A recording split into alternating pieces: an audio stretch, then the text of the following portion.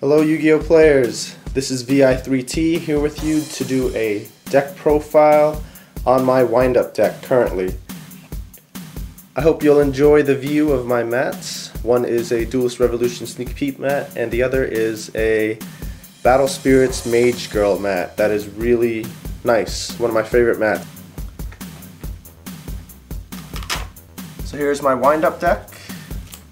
To start out, I'm gonna just show you guys the wind-up cards that are necessary in every wind-up deck. So Hunter is typically played maybe in 1 or 2 copies. In my deck, I have to run 3 because they're actually amazing if I draw them. I prefer to draw my Hunters than to draw wind-up Rats or wind-up Magicians. So the easiest combo to pull off to grab 4 cards from your opponent's hand is to have wind-up Magician in hand and Shark in hand. Normal summon wind-up Magician, Shark's effect activates as long as wind-up Magician is not negated, and you can activate Shark's trigger effect to special summon it from your hand. You have to reveal Shark and then special summon it. That sets off wind-up Magician's effect, and you need to special summon a wind-up Hunter from your deck. You start with Hunter, tribute wind-up Magician for 1 card from your opponent's hand, Shark level 3, overlay for Zen Mighty. Wind-up Carrier Zen Mighty, its effect lets you special summon a wind-up card from your deck or your hand. So in this case, if you have a wind-up Rat in your hand, then you can special summon it. Always special summon from the deck first, however. So always detach wind-up Hunter first also. This is key. Why is this key? You special summon wind-up Rat in attack mode, switch it to defense to special summon wind-up Hunter in defense, and keep the loop going by tributing wind-up Carrier Zen Mighty. Hunter's effect can only activate once each time it's face up on the field. Same thing with wind-up Rat. That's why you need a Hunter engraved so that you can bring him back with wind-up Rat's effect and continue the loop. Xyz, level 3, rank 3, wind-up Carrier. You put a wind-up Carrier in attack mode or defense mode, it doesn't really matter. It just depends on what you end up summoning at the end of the loop. So wind-up Carrier's effect, always detach Hunter, special summon another Rat. So that's 3 cards from your opponent's hand. Zen Mighty,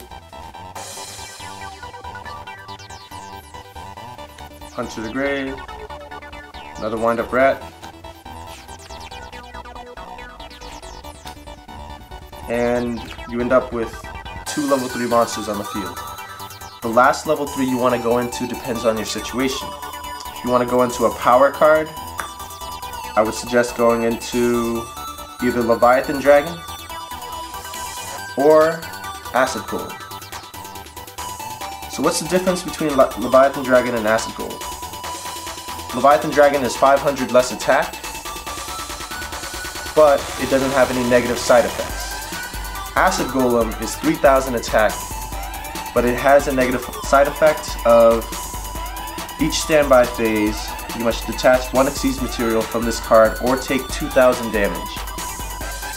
One thing that you need to understand is if you have an Acid Golem out with 2 materials on it, when it comes to your standby phase, you detach 1. If it survives another turn and it comes back to your standby phase, choose to pay the 2000. Its effect to detach a material or take 2000 damage is optional. This is key because Acid Golem's second effect, you cannot special summon any monsters while this card has no Xyz materials and it cannot attack. That really sucks. If you have an Acid Golem without Xyz materials, creature swap it as soon as possible. Otherwise, you need to pay 2000 instead. because you don't want to have a useless monster on the field. You want to at least be able to attack with it, bump with it. That way you don't have to keep taking 2,000 damage every turn. So let's say in this case, I go into Leviathan Dragon. Now what we need to think about is once you have Leviathan Dragon on field and you use its effect, typically send Hunter to grave. So this is the point where you have an advantage over your opponent. You basically use 2 cards to get rid of your opponent's 4 cards, and you are left with 4 cards in hand and a monster on the field. That's if you didn't draw into any wind-up rats. And your opponent will have 1 card in hand, and when their turn begins, they'll have a 2nd card. It's very hard for an opponent to come back with 2 cards. However, it has been done before, and it depends on the deck you play against. Rabbits have a lot more outs to a low hand count than any other deck aside from Infernities. Infernities and Rabbits are the worst matchup for windups, in my opinion, depending on their luck for both decks actually. If an Infernity player tops into Infernity Archfiend while have no cards in hand, then they have the potential to just get their loop going and special summon a lot of monsters or get a lot of Infernity barriers going. If you're playing against an opponent who's running Dino Rabbit and they top deck into a Rabbit with enough targets in their deck, then you're potentially going to have a very tough time against them. Although they're less likely to win if you're able to keep Leviathan Dragon or any other strong beater on the field. So what are the other cards that you require in a wind-up deck? Pot of Avarice is a must. Why? Because Pot of Avarice can return 5 monsters from the graveyard to the deck. When you use Pot of Avarice, the best monsters to return are 3 Zen Mighties and 2 wind-up rats.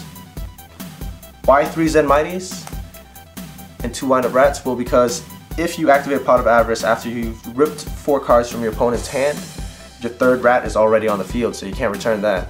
And 3 Zen Mighties will help you special summon a bunch more monsters through getting wind-up rat. So in this case, Pot of Avarice, I draw 2 cards, more pluses, special summon wind-up carrier Zen Mighty, special summon another rat by detaching. At this point, if your opponent still has a hand, then you want to rip that 5th card out and then go into Zen Mighty again. And this is where you have more fun by special summoning. So special summon wind-up rat, activate its effect, special summon a wind-up hunter or a shark, doesn't matter as long as you go into a level 3 Xyz. When you go into the level 3 Xyz, you go into another wind-up carrier, and notice you have 2 carriers on the field now. And activate wind-up Zen Mighty, carrier Zen Mighty's effect. Go to grave and special summon another wind-up monster. You can either go for another wind-up hunter, wind-up shark, or wind-up magician if you're not playing wind-up rabbit. In my deck, I do not play wind-up rabbit because it's more of a stall card to help you get your combo going later on, but it doesn't help you perform the loop off as quickly. So usually when I end up like this, I'd rather special summon wind-up hunter because you still have the chance to rip another card from your opponent's hand if they keep a card in hand again. That's the wind-up loop. I only run 2 wind-up magicians because it really irks me when I draw a wind-up magician and I don't have any sharks and I have to sit there with wind-up magician. It has 1800 defense, but typically it doesn't do anything until you get the wind-up sharks. Especially if you play wind-up factory, because wind-up magician needs another wind-up monster's effect to activate in order to activate its own effect. Same thing with wind-up factory. If you draw a hand of 2 wind-up factories and the wind-up magician and no other wind-up monsters, you're kind of screwed until you top into a shark or maybe a hunter and your magician survived the turn. And I also only run 2 wind-up factories because the search is not that important. Getting off the loop is much more important.